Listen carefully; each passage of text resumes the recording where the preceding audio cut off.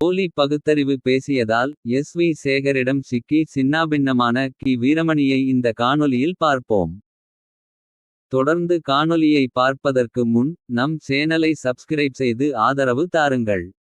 உங்கள் ஆதரவு நமக்கு ஊக்கமளித்து இன்னும் நம் பங்களிப்பை சிறப்பாக செய்ய உதவும். நன்றி. இனி காணொளி. எஸ்.வி. சேகரின் திரையுலக அனுபவங்களை எல்.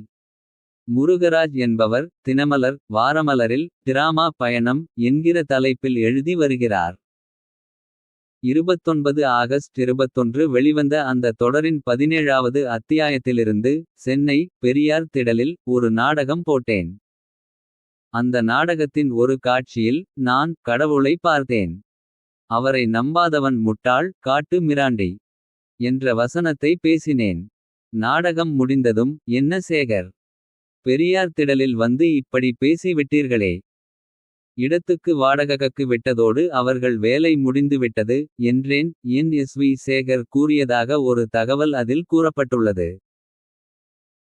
பாம்பையும் பார்ப்பானையும் கண்டால் பாம்பை விட்டுவிடு பார்ப்பானை அடி என்றவர்கள் பார்ப்பனர்களை சுரண்டி பிழைப்பவர்கள் என சொல்லிவிட்டு அந்த பார்ப்பனர்களிடமே பொறுக்கி தின்று இயக்கத்தை வளர்க்க தனி தில்லு வேண்டும்.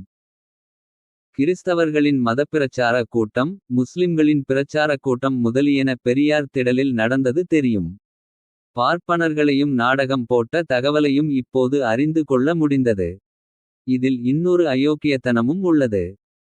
இன்றைக்கு தொலைக்காட்சிகளில் வரும் தொடர்களை பற்றி கடுமையான விமர்சனம் வைப்பார் கி. வீரமணி. மனிதர்களுக்கு எந்த வகையிலும் உதவாதவை, மூளையை மழுங்கடிக்கக்கூடியவை, அவற்றை எல்லாம் தடை செய்ய வேண்டும் என்பார்.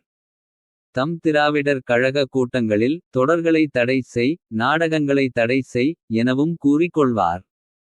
தீர்மானமும் போடுவார்.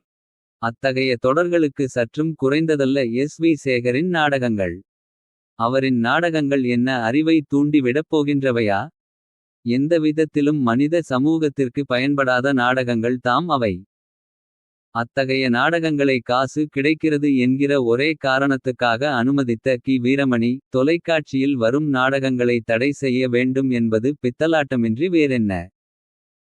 காசுக்காக எதையும் தின்பவர்களுக்கும் காசுக்காக எஸ்.வி. சேகரையும் அனுமதித்த இவர்களுக்கும் என்ன வித்தியாசமுள்ளது?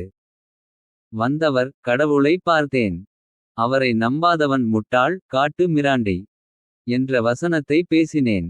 நாடகம் முடிந்ததும் என்ன சேகர், பெரியார் திடலில் வந்து இப்படி பேசி விட்டீர்களே.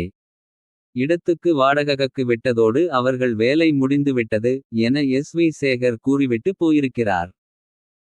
தங்கள் கொள்கைக்கு மாறான செயல்களை செய்ய அனுமதித்தோமேயானால் மாபெரும் விமர்சனங்களை எல்லாம் சந்திக்க நேரும். ஒரு முறை தி.க.வினரின் இத்தகைய யோக்கியதை குறித்து போலி பகுத்தறிவு குறித்து முஸ்லிம் பத்திரிகையான உணர்வு வைத்த விமர்சனத்தை பார்ப்போம். மத நிகழ்ச்சிகள் மூலம் வருவாய் ஈட்டுதல் என்கிற தலைப்பில் எழுதப்பட்ட விமர்சனம் இது.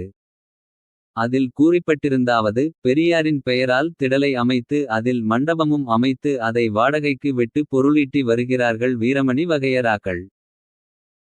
இவர்கள் எதை எதிர்ப்பதாக கூறிக் கொள்கிறார்களோ அந்த மதங்களின் நிகழ்ச்சிக்கு வாடகைக்கு விட்டு மத கருத்தை பரப்ப துணை நிற்கிறார்களே. இதில் வியாபாரம், அதுவும் நெறி தவறிய வியாபாரம்தான் உள்ளதே தவிர பகுத்தறிவு ஏதும் இல்லை. நாம் கூட பெரியார் திடலில் நிகழ்ச்சிகள் நடத்தி இஸ்லாத்தின் கொள்கைகளை பிரச்சாரம் செய்திருக்கின்றோம். எதை தவறு என்று நீங்கள் நினைக்கிறீர்களோ அதை ஒழிப்பதில்தான் பகுத்தறிவும் சுயமரியாதையும் உள்ளது. காசு வருகிறது என்பதற்காக நாம் எதிர்க்கும் காரியத்தையே நமது இடத்தில் நடத்தி கொள்ள அனுமதிப்பது மானம் கெட்ட செயலே தவிர சுயமரியாதைக்கு உகந்த செயல் அல்ல. விபச்சாரம் செய்யக்கூடாது என்று பிரச்சாரம் செய்பவன் எனது வீட்டில் வந்து அதைச் செய்து கொள் என்று கூறினால் அவன் சுயமரியாதை உள்ளவனா என கேட்டு இருந்தார்கள். நியாயமான கேள்வி தானே. தன் கொள்கையில் ஒருவன் உறுதியாக இல்லை என்றால் அவன் கடுமையாக விமர்சிக்கப்படுவான். தனக்கு விருப்பமில்லை என்றால் விபச்சாரி கூட அவனுடன் உறவு வைத்து கொள்ள சம்மதிக்க மாட்டாள். எவ்வளவு பொருள் தருகிறேன் என்றாலும் கூட அது தன்மானம். ஆனால் பெரியார் திடலின் தன்மானம் சன்மானத்துக்கு முன் காணாமல் போய்விடுகிறது. சொல்வது ஒன்று செய்வது ஒன்று என்பது தீக்க ஆசாமிகளுக்கு வாய் வந்த கலை தானே. இந்த விஷயத்தில் இனியாவது பெரியார் திடல் பேர்வழிகளுக்கு சூடு. சொரணை வந்து பாடம் கற்பார்களா என்றால் கிடையாது. இம்மாதிரியான விமர்சனங்களை ஈரோட்டு கண்ணாடி கண்ணுற்றால். என்ன செய்வார்கள் என்றால் தங்களை விமர்சிப்பவனை மதம் பார்ப்பார்கள்.